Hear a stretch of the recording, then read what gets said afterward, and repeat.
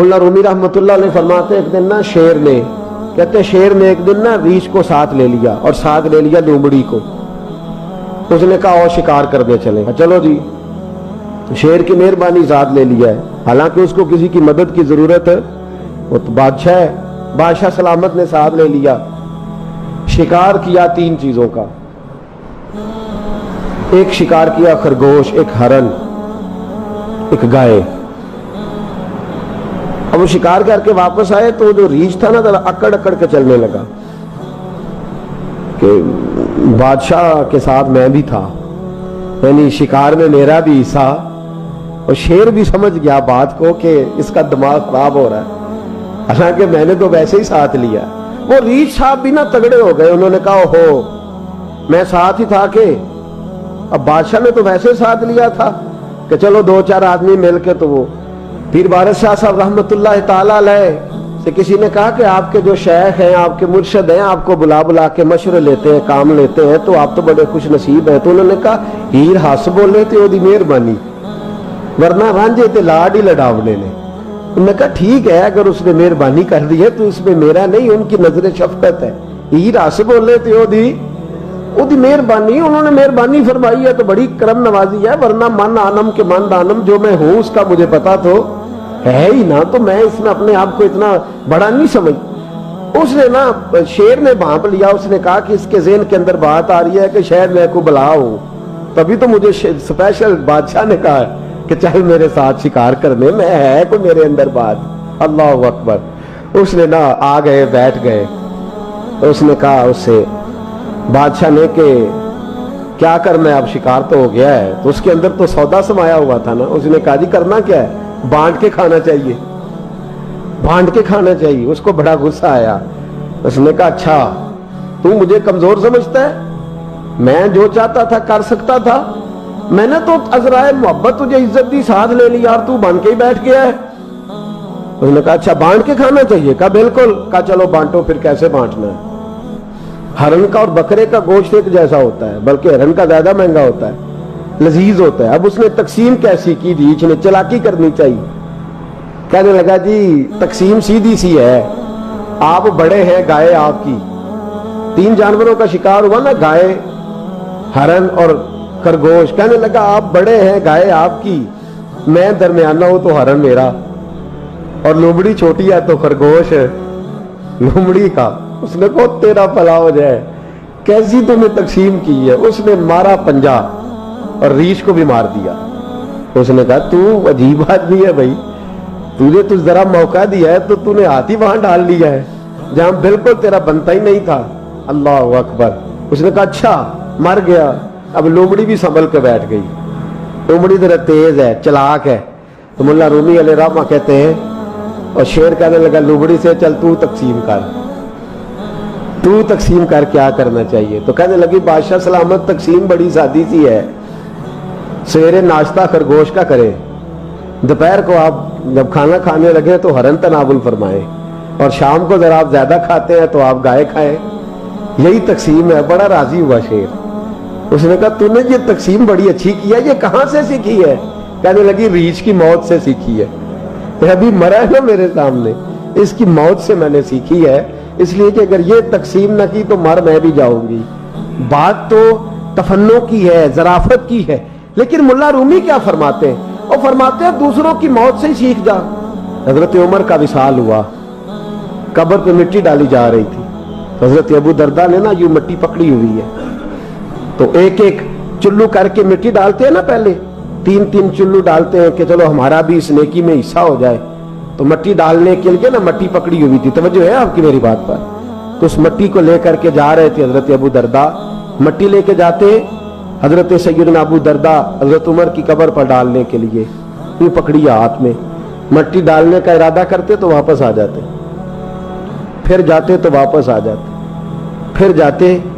لوگوں نے کہا ابو دردہ ڈالتے کیوں نہیں؟ تو آنکھوں میں آنسو آ گئے، رو پڑے. کہنے لگے عزت کے اس کوہ گراں پہ مٹی ڈال دوں، وقار کے اس بادشاہ پہ مٹی ڈال دوں. فرمانے لگے شہنشاہ کردار پر اس پر مٹی ڈال دوں. اور پھر وہ مٹی پکڑی اور اپنے سر پہ ڈال لی. فرمانے لگے उमर तू मट्टी के काबिल नहीं, मट्टी के काबिल तो मैं हूँ। मैं था जिस पर मट्टी पड़नी चाहिए थी। और आप फरमाने लगे, लोगों सुन लो, अगर उमर जैसे तकवे के बादशाह भी रब ने इस जमीन से उठा लिए तो हम भी बचेंगे नहीं। हमने भी अल्लाह की बारगाह में जाना है। अगर इतने इतने पाकबाज लोग अगर नेकी ही दुनिया में रहने का सबब होती तो ये पाक लोग हमेशा दुनिया में रहते। फरमाया अगर ये चले गए तो चले, हमने भी जाना है। हजरत खजर अलैहिस्सलाम आए, कहने लगे हुजूर, शेख अब्दुल कादिर जिलानी से कहने लगे आप दुआ न करें, मैं पैगाम लेके आया हूँ, इसके नसीब में ही औलाद नहीं, न करें दुआ। ने कर दी पर यहाँ तो है ही नहीं।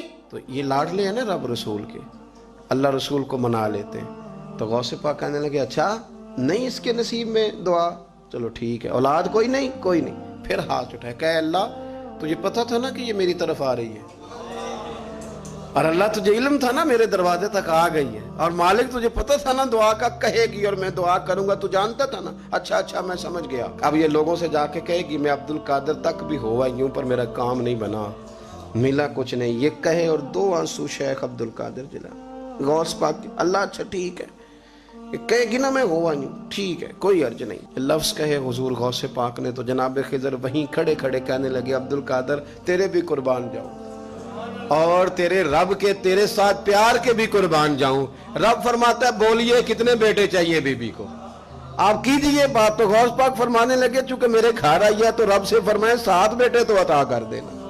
ओ भाई इतनी सी बात नहीं लोगों की समझ में आती कि मेरा कोई लाडला प्यार वाला हो तो मैं मान जाता हूं, तो जो रब रसूल के लाडले वो जब बात करते हैं तो अल्लाह रसूल भी मान जाते हैं। भाई इतनी सी बात है। एक शख्स ने आके कहा हुजूर मेरा वालिद इंतकाल कर गया, रात ख्वाब में देखा बड़े अजाब में। लोग बड़े परेशान होते हैं इन बातों में बड़े, लेकिन मैं बड़े दलाइल कायम कर सकता हूँ।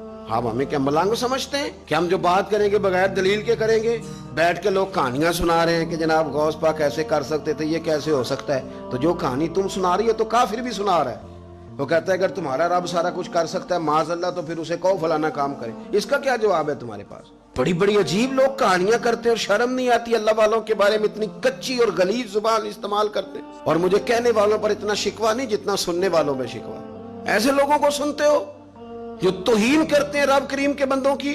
सुनो, हुजूर गौसे पाक से आके कहा हुजूर मैंने रात ख्वाब में अपने वालिद को देखा अजाब में, मैं बड़ी तकलीफ में हूँ, मेरे अब्बा के लिए दुआ कर दें।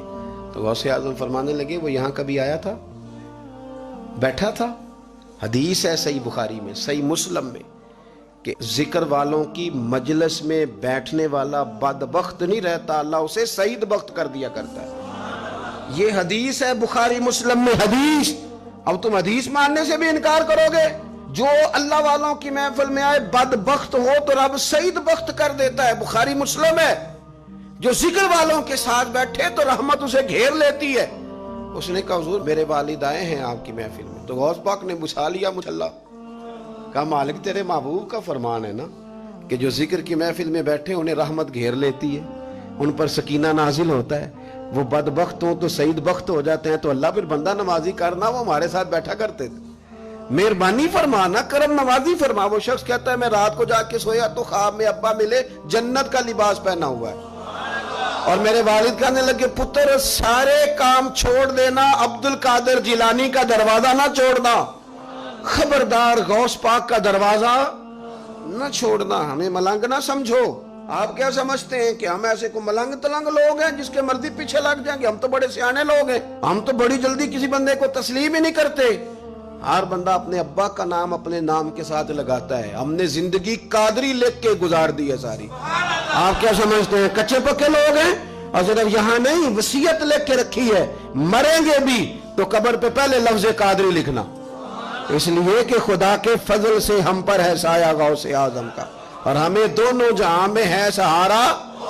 और बड़ी तहकीक के साथ और बड़ी रिसर्च के साथ और बड़े सियाने बन के, लेकिन जिस दिन का मान लिया है फिर बिल्कुल ही मान लिया है, फिर बिल्कुल ही मान लिया। आप यकीन करें मुझे मजा आता है जब मुझे कोई कहता है कादरी साहब, बड़ा मजा आता है, बड़ा सुरूर आता है। कोई मेरे नाम से नहीं ना पुकारता, उसका बना के पुकारता है, कोई उसका बना के पुकारता है, कोई उसका कह के पुकारता है, तो जरा चस्का आता है, यानी उसमें सुरूर आता है, उसमें जरा कैफ आता है। हुजूर गौसे पाक आपकी निस्बत बड़ी शान वाली, आपका मकाम बड़ा حضرت مولانا جمیل الرحمان قادری اعلیٰ حضرت کے مرید ہیں، وہ فرمایا کرتے تھے خدا کے فضل سے ہم پر ہے سایہ غوث ہے، ہمیں دونوں جہاں میں ہے سہارا.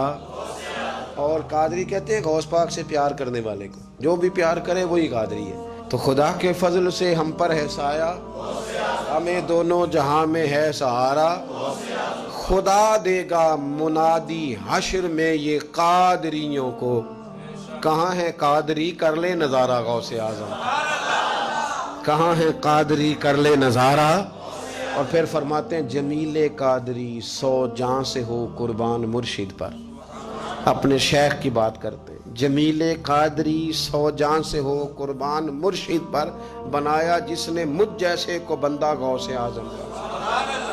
یہ غوث اعظم واحد صوفیاء کی جماعت میں امام ہستی ہیں کہ کوئی کسی بھی سلسلے سے تعلق رکھے، وہ نقشبندی ہے، وہ چشتی ہے، وہ سہروردی ہے، آج آپ کو سارے 11ویں دیتے نظر آئیں گے. اس لیے کہ غوث اعظم رضی اللہ تعالیٰ عنہ کے فیض جب برسا ہے تو می بن کے ہی برسا ہے، اور ہر جگہ ہی برسا ہے، ہر جگہ ہی برسا ہے. تو بجائے اس کے کہ ہیلو حجت کریں ساری زندگی، اللہ والوں سے پیار. اور اگر آپ نے ابھی تک ہمارا چینل سبسکرائب نہیں کیا تو فوراً سبسکرائب کیجئے، ساتھ ہی بیل آئیکن پر کلک کریں تاکہ مزید آنے والی ویڈیو ہے وہ آپ کو وقت پر ملتی رہیں. اللہ حافظ.